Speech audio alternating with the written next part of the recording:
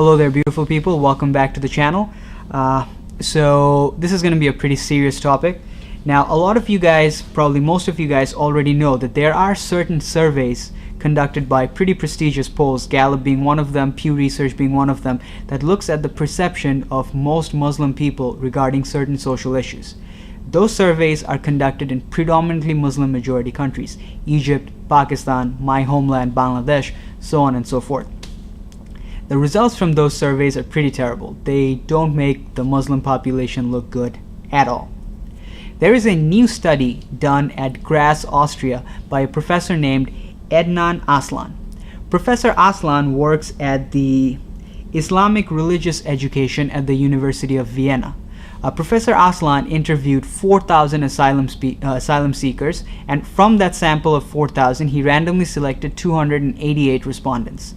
The people were predominantly from Southeast Asia, so Pakistan, Afghanistan, so on. So off the top of the bat, if you guys really want to get into the academic side of it, you can look at that as a limitation of the study.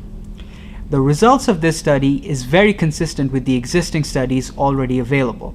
For example, of the respondents, 54.5% of people believe very lowly of Jewish people. They have very bad opinions about Jewish people. 44.2% of those people believe that Judaism is harmful for the world.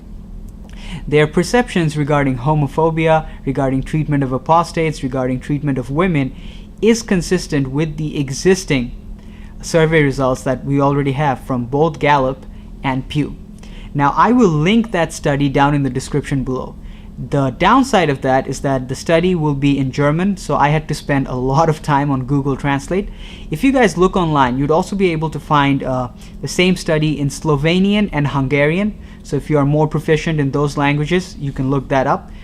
If you guys read through that whole study, which I would strongly encourage you to do so. Now, initially reading something in a foreign language could sound a little daunting, but the methodology in that study is fairly straightforward. So if you guys just translate the phrases and expressions to your native language, you'd be able to pick it up pretty easily. As a matter of fact, it will be a lot easier than, let's say, reading a study in economics or labor supply if you're not in that field. Now, going back to this particular study, one interesting finding of this is that, remember, this was conducted in Austria, unlike the other polls which were conducted in predominantly Muslim countries. This study shows that Muslim asylum seekers in Austria have a greater degree of religiosity compared to Muslims living in predominantly Muslim countries. And that is where things get a little interesting.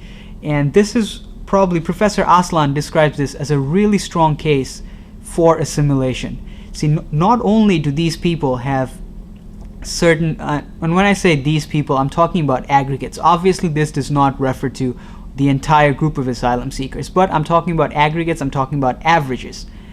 On average, the perception held by these people are really inconsistent with Austrian culture and Western culture, and this is probably one of the biggest case of assimilation that I know of. Now, once again, I really don't want to, give you guys my impression of the study. I don't want you guys to take anything that I say at face value.